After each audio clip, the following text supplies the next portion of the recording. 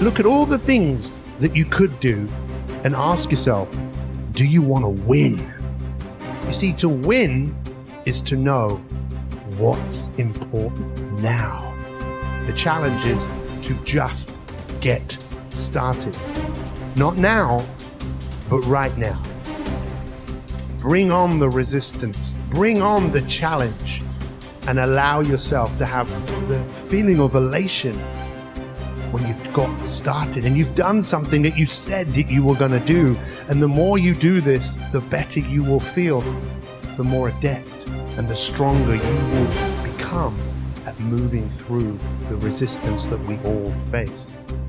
You see, how you do anything is how you do everything. And the fact is, it all comes down to one thing. That one thing is choice. And what's the easiest choice to make? Well, the easiest choice to make is to choose what you've chosen before. If you always do what you've always done, then you'll always get what you've always got. Ultimately, your attention is your superpower. Your attention to focus on now what needs to be done. And this is the difference between success and failure. When you're focusing on something you can control, you're not having a negative thought, even if you're dealing with negative information. When you're seeing yourself focusing on things you can't control, that's when you don't want to be. Anytime a thought comes into your mind, I want you to stop and ask yourself, can I control this? If the answer is yes, go right in and get involved. If the answer is no, gather the information and then switch over to focusing on what you can control. I always focus on not how I feel before something, but how I feel after. The things that are good for you will feel bad before and good after. And the things that are bad for you will feel good before and terrible after. And so I'm more focused on how can we be healthy. We want mental health. We want physical health. I want relationship health. Like, health is more important to me than happiness, because health creates happiness. Progress equals happiness. If you keep growing, you're going to feel alive. And if you keep growing, you're going to have more to give.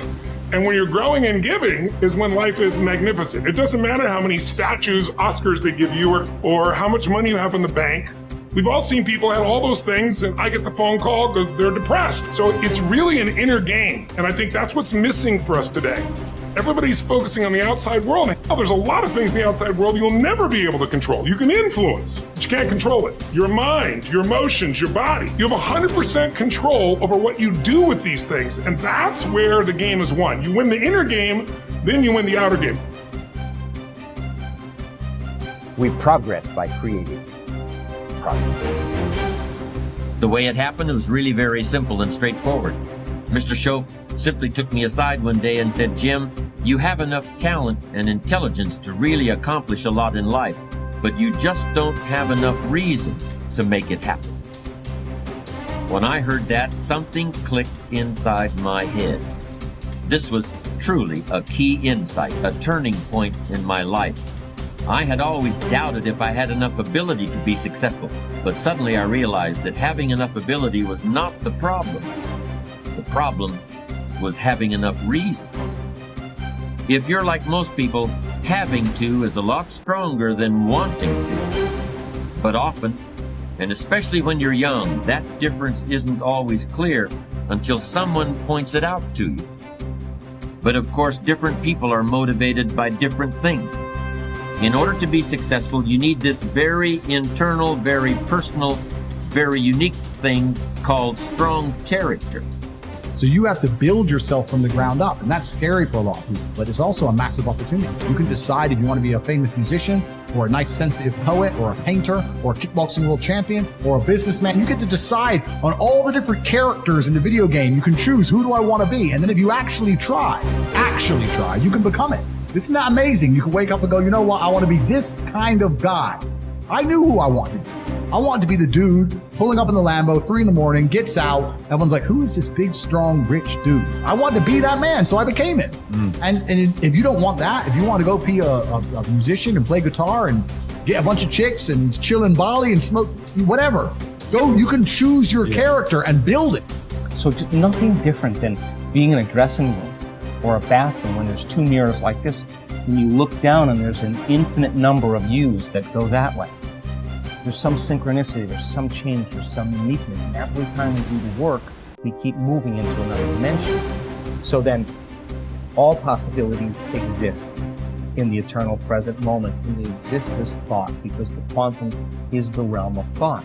So it's not like you create anything there. You just become aware of what already exists. You put your attention on it, and you begin to experience it in that realm, whatever you experience in that realm beyond space and time. And you can begin to emotionally embrace. That must manifest in three-dimensional reality. In this space and time, it's the law. Now, getting people to do that, getting better at it, you're starting to see that people can begin to create from the field instead of from matter. So yeah, possibilities for health exist. Possibilities for wealth exist. Nothing is so embarrassing as watching someone do something that you said could not be done. People who embrace possibility thinking are capable of accomplishing tasks that seem impossible because they believe in solutions. When you believe you can do something difficult and you succeed, many doors open for you.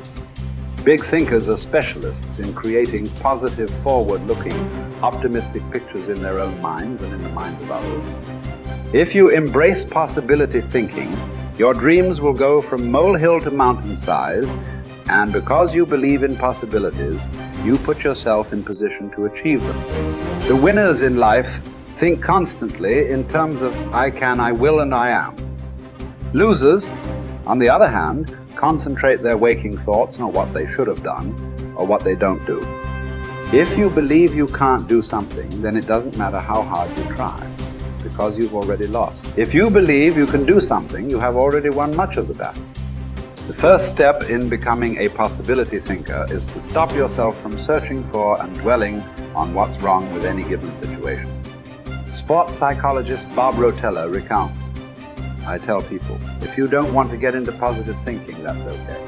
Just eliminate all the negative thoughts from your mind, and whatever's left will be fine. If possibility thinking is new to you, you're going to have to give yourself a lot of coaching to eliminate some of the negative self-talk you may hear in your head. When you automatically start listing all the things that can go wrong or all the reasons something can't be done, stop yourself and say, don't go there. Then ask what's right about this.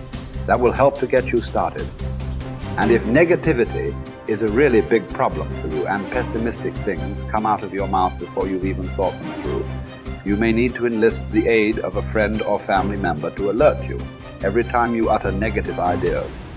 One of the best ways to cultivate a possibility mindset is to prompt yourself to dream one size bigger than you normally do. Let's face it, most people dream too small.